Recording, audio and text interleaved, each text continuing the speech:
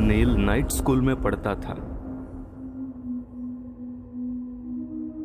उसका कॉलेज रात के 12:30 बजे छूटता था।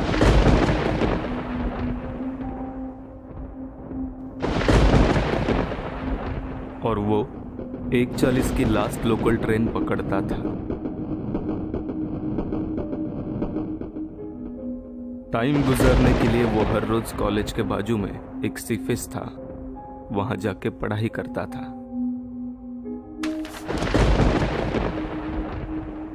क्योंकि वहां कोई नहीं आता था, बड़ी सुनसान सी जगह थी वो।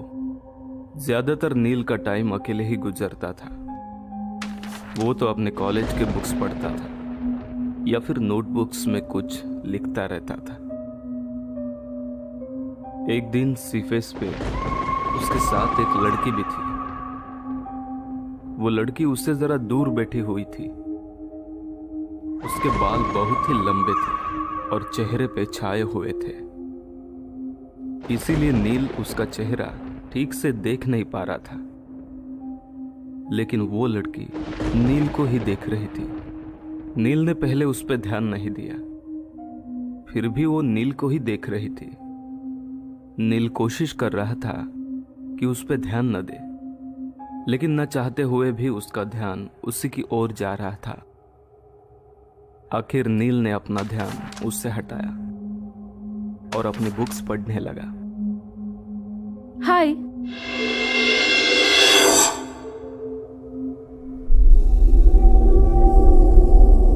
मेरा नाम मारिया है। मैं यही बाजू में रहती हूँ। आपका नाम क्या है? नील एकदम से उसे देख के घबरा गया। उस लड़की के चेहरे का रंग एकदम सफेद था और उसके होठ बिल्कुल काले थे। उसकी आंखें बहुत ही बड़ी और हरी थी और वो नील को देख के अजीब तरीके से मुस्कुरा रही थी। नील को थोड़ा अजीब लगा, लेकिन नील ने उसे अपना इंट्रोडक्शन दिया और उन दोनों में बातचीत चालू हो गई।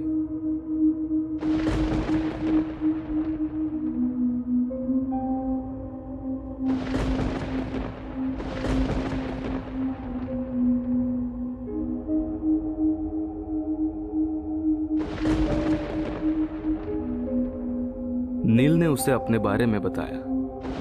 उनकी और बातचीत होने लगी तो नील ने उससे पूछा, तुम यहां इस वक्त कैसे आई? तो उसने कहा कि नील को उसने इस जगह कई बार देखा है और आज उसे देख के यहां आई है।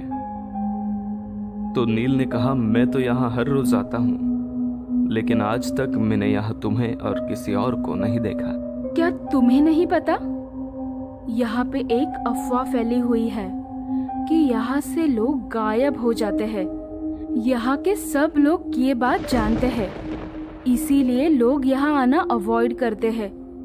तो मैं तुम्हें ये बात बताने आई हूँ। किसी ने तुम्हें ये बात नहीं बताई? कमाल है, मुझे इस बारे में बिल्कुल नहीं पता था। मैं तो यहाँ रोज आता हूँ।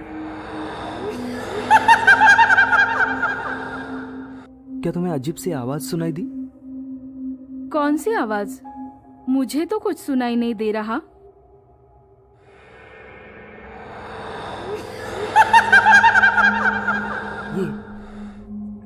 ये आवाज, ये डरावनी आवाज। मुझे तो कुछ सुनाई नहीं दे रहा। ये वाली आवाज, ये वाली आवाज, ये आवाज शायद नीचे से आ रही है। मुझे तो कोई आवाज नहीं आ रही।